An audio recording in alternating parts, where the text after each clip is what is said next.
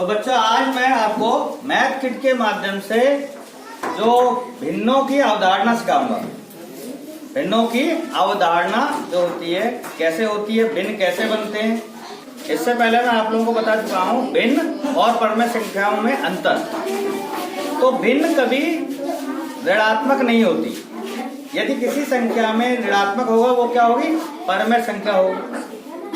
सभी भिन्न परमेय संख्याएं होंगी लेकिन सभी परमेय संख्या भिन्न नहीं होगी। ठीक है, अब इसको हम इसके विभिन्न आकृतियां हमें दी हैं, इसके माध्यम से हमने एक आकृति ली है।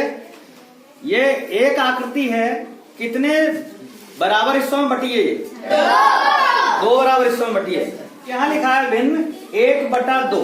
तो 1/2 कैसे आई?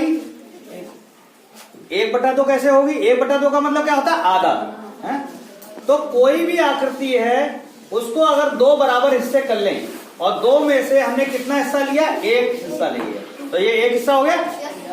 तो ये कितने बराबर भागों में बटी थी? ये दो बराबर भागों में बटी थी।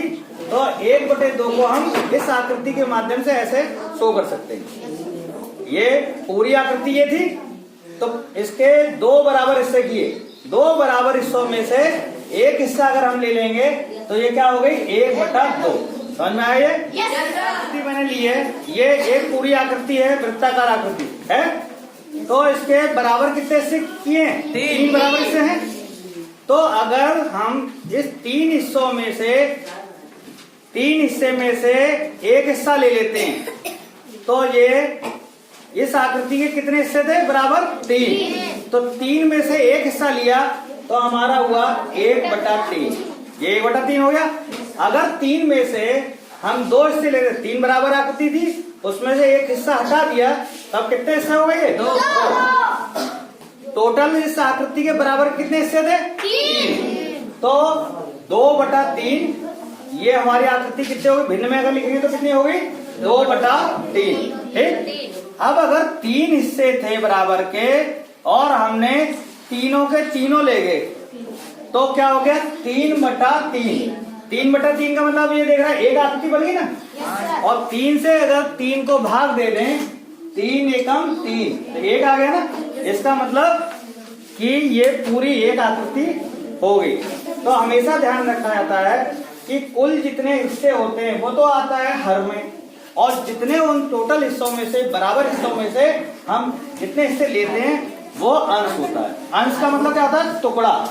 अंश का मतलब टुकड़ा होता है ना। तो अंश बटा हर लिखा है, मतलब अगर हम 3 बराबर के टुकड़े हैं उसमें से एक टुकड़ा ले लेते हैं तो 1/3।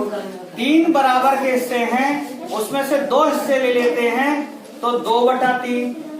और 3 में से तीनों हिस्से ले लेते हैं बराबर के तो 3/3। यहाँ तक समझा? Yes sir. अब अगली आकृति देखते हैं। जो अब अगली जो आकृति ली है, ये एक पूरी आकृति के बराबर कितने हिस्से हैं?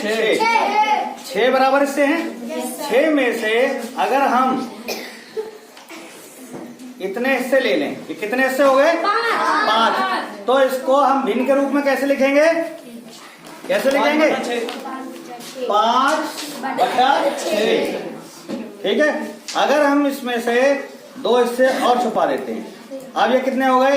1 2 3। तो ये कितने हो गए? 3/6।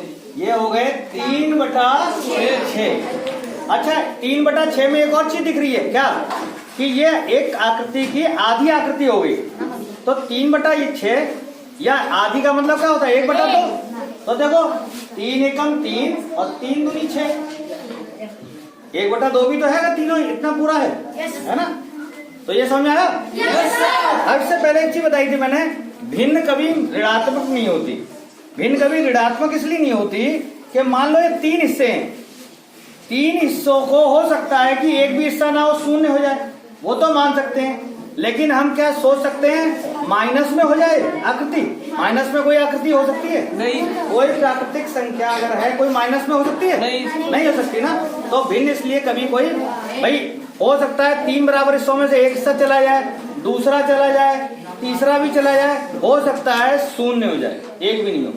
लेकिन हम ये नहीं कह सकते कि माइनस में 5 हिस्से होंगे। हो सकता है? नहीं सर। माइनस में 2 हो सकते हैं हिस्से? नहीं हो सकते। तो इसलिए कोई भी भिन्न ऋणात्मक लिए ये कितने हिस्से हैं बराबर के इस आकृति के? 8 हिस्से हैं, है ना? 8 में से अगर मैं एक हिस्सा हटा देता हूँ तो ये आकृति जो बन गई, अगर हम इसको भिन्न में लिखेंगे तो कितनी हो गई है? कितने हिस्से हैं ये? 7। और टोटल कितने हिस्से थे? 8। तो इस आकृति को हम कैसे लिखते हैं भिन्न के लिए? 7/8। समझ में आया? अब आप लोग बताओ जल्दी जल्दी, ठीक है? अच्छा, मैंने ये हिस्सा हटा दिया। अब इसमें कितने हिस्से हो गए? 3 और 2 5। ये हो गए देखो 5 हिस्से। और टोटल कितने हिस्से थे इसके बराबर के? 8। तो इसको भिन्न में कैसे लिखेंगे? 5/8। गुड। अगर मैं इसमें से केवल 2 हिस्से ले लेता हूँ, अच्छा इसमें से मैंने 2 हिस्से ले लिए, 8 में से 2, 2/8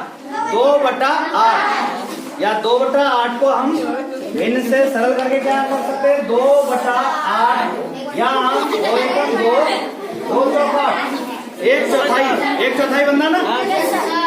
ये समझ में आया?